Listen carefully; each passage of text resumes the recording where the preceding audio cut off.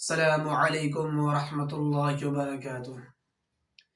جلسہ وغیرہ میں مائک یعنی اسپیکر کی آواز بہت تیز کرنا،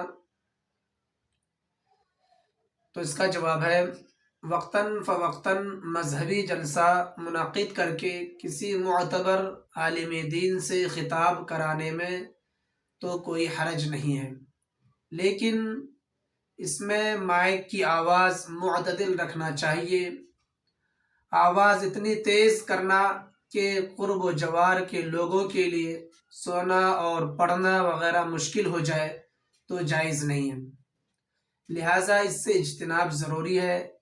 نیز دیر رات تک جلسے کو دراز نہیں کرنا چاہیے، کیونکہ اس کی وجہ سے بعض شرکاء کا نماز فجر فوت ہو جاتی ہے، جبکہ نماز اپنے وقت پر پڑھنا فرض ہے۔